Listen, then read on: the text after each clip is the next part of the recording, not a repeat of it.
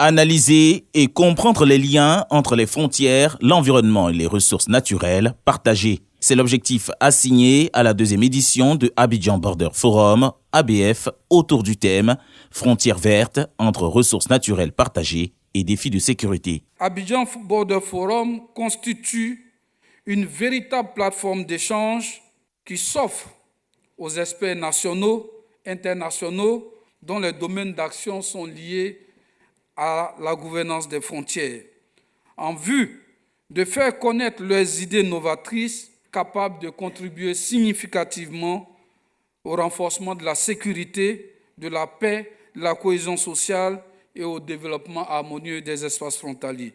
La conférence inaugurale de l'ABF 2024 sera animée par Moussa Faki, président de la Commission de l'Union africaine, co-organisatrice de l'événement. Joséphine Charlotte Mayou-Makala, la représentante résidente de l'UA, félicite la Côte d'Ivoire pour les résultats obtenus dans la mise en œuvre du programme Frontières de l'Union africaine. Nous nous félicitons que le gouvernement ivoirien puisse tenir à la promesse qu'avait prise la Côte d'Ivoire de pouvoir se lancer dans des activités relatives à la problématique des frontières.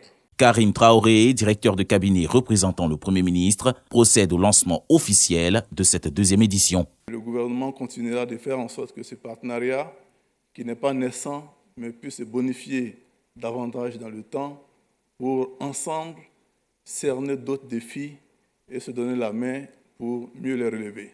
La deuxième édition d'Abidjan Border Forum est prévue du 23 au 25 octobre 2024 au Parc des Expositions d'Abidjan.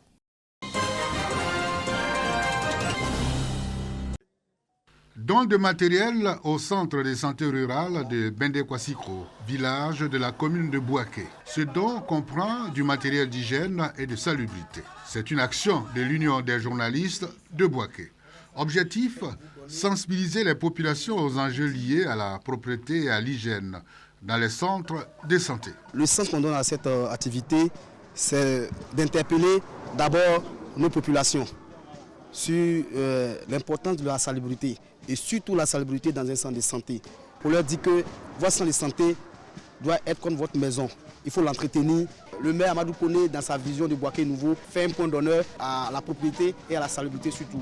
Donc c'est notre contribution à ce grand chantier de promotion de la salubrité au niveau de la commune de Bouaké. Nous louons cette initiative-là et on souhaite que vous ayez les moyens, l'énergie nécessaire pour continuer à œuvrer dans ce sens-là. Un geste bien perçu par le représentant du directeur départemental de la santé et le porte-parole des communautés qui ont profité de l'occasion pour exprimer leurs doléances. Nos belles mamans ici présentes font la garde ici. Et voici une voie qui passe. Toute personne peut utiliser la voie, mais elle est de garde. Elle se retrouve par moments seule et elle doit donner la vie. On a vivement besoin d'une clôture. C'est pour ça que nous lançons un appel à toutes les autorités, au maire de Bouaké, au président du conseil régional et même nos différents cadres. Outre sa mission de faire la promotion des journalistes, l'Union des journalistes de Bouaké se distingue également par ses actions sociales envers des populations vulnérables, renforçant ainsi son engagement au profit du bien-être des communautés locales.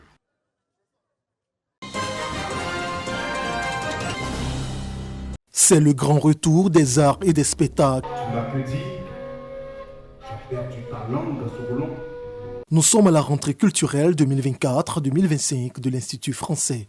Après des mois de préparation, le lieu culturel s'anime de nouveau, offrant au public des créations inédites et des événements majeurs. Cette rentrée culturelle, et pour nous, c'est un moment important parce que c'est un peu comme une rentrée scolaire. C'est un lieu culturel où les artistes et les amis de la culture ivoiriens tout particulièrement, mais pas uniquement, viennent ici et l'idée pour nous c'est de l'ouvrir le plus largement possible. Pour les producteurs, c'est le moment de présenter des projets ambitieux et de capter l'attention du public. Je vais présenter mon nouveau projet Soundiata Keita. Pourquoi Soundiata Keita? Pour plusieurs raisons et notamment une raison très simple.